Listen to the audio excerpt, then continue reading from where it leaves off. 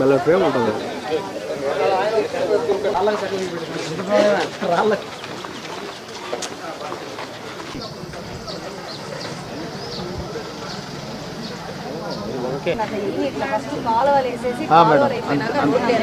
పద్ధతి ప్రకారం ప్లాన్ చేస్తాను. ఇట్లాంటి ఆదా దిమాగ్ నువ్వు తీసుకుని తిరగ. ఎందుకంటే నేనేమంటున్నానంటే వెళ్ళిపోమంటారా? ఆమెకి అట్ట దొంగలే కావాలంట. 5 ఏళ్ళు 10 ఏళ్ళు మీ దగ్గర ఎమ్మెల్యేగా ఓట్లు వేసుకొని దొంగ మాట్లాడినాడు చూడు, అట్లా దొంగలు కావాలి. ఆమెకి విషయం అర్థం కావట్లేదు. ఇట్లాంటి ఎక్సెప్టిక్ వాళ్ళని మనం వెనక పెట్టుకుని తిరుగుతున్నాం అనుకో, మానంగా విని ఇది సమస్య ఉంది, ఇది ఇట్లా వేస్తాము అని మీకు నేను చెప్పగలగాల.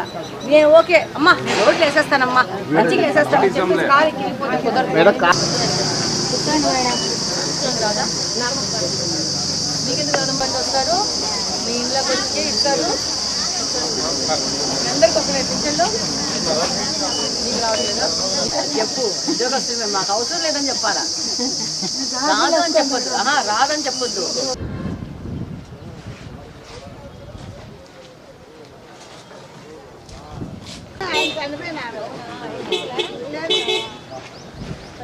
రాలేదా?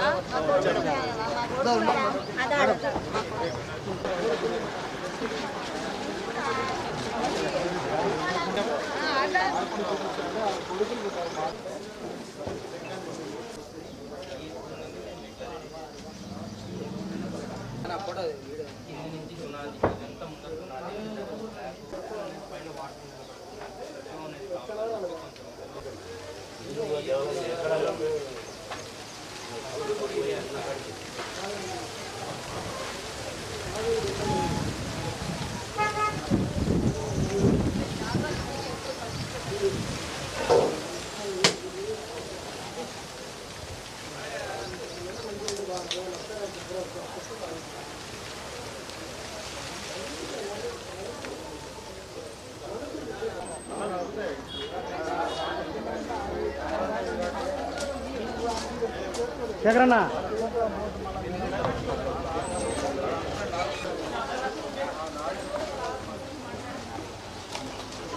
సోషల్ మీడియా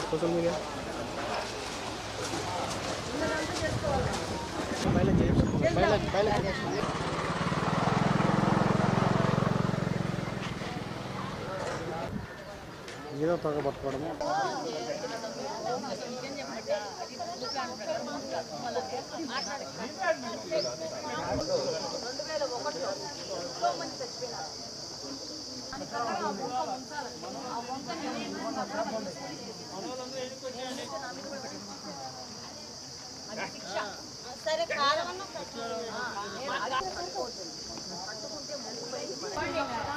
ఎందుకు అంత మంచిగా కదా ఉండేది.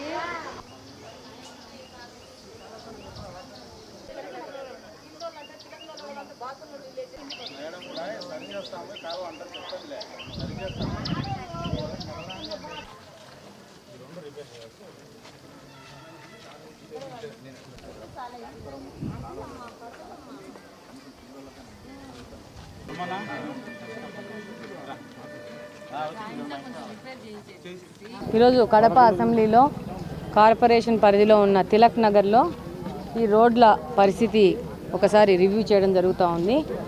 దాదాపు ఇక్కడ మెయిన్ ప్రాబ్లం ఏంటంటే వంక వెళ్తూ ఉంది. వంకను మొత్తం కంప్లీట్గా ఎంక్రోచ్ అయిపోయి ఇల్లులు కట్టడము, దాంతో వంక పాస్ కాని పరిస్థితిలో ఇక్కడ వర్షాలు వస్తే విపరీతంగా నీళ్లు నిలబడిపోవడము, ఇక్కడ ఉన్న వాళ్ళకి ఇబ్బంది కలగడము జరుగుతూ ఉంది.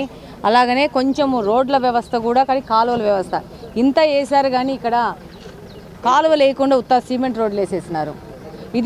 ఇది ఒకటి పెద్ద ఒక లోటు. నేను కడప నియోజకవర్గంలో క్యాంపెయినింగ్ చేస్తా, నోటీస్ చేసింది ఎక్కడే కానీ ఫస్ట్ కాలువలు వేయాలా. నేను రిపీటెడ్గా చెప్తా ఉన్నాను గత 10 నెలల నుంచి. ఫస్ట్ కాలువలు వేసుకొని తర్వాత మనం సీసీ రోడ్లు కానీ రోడ్డు వ్యవస్థ కానీ పునరుద్ధరించాలి. ఇక్కడ చిన్న సమస్య ఏంటంటే అసలు కాలువ లేకుండా రోడ్లు మాత్రం వేసేసినారు. మరి బిల్లులు తీసుకోవడానికో ఏమో గత ప్రభుత్వంలో మనకైతే అర్థం తెలియదు. కానీ ఇప్పటి నుంచి మేము ఏది చేసినా కూడా ఫస్ట్ కాలువ వేసి కాలువ ఫెసిలిటీ తీసుకొని వచ్చినాక తర్వాత రోడ్డు వేయడం జరుగుతుంది. డెఫినెట్గా వీటికి సంబంధించిన ప్రపోజల్స్ తయారు చేయమని చెప్పినాము. మన యొక్క ఆర్థిక పరిస్థితికి అనుగుణంగా వీటిని ఒకటి తర్వాత ఒకటి పర్స్యూ చేసే విధంగా ముందుకెళ్తామని తెలియజేస్తాం.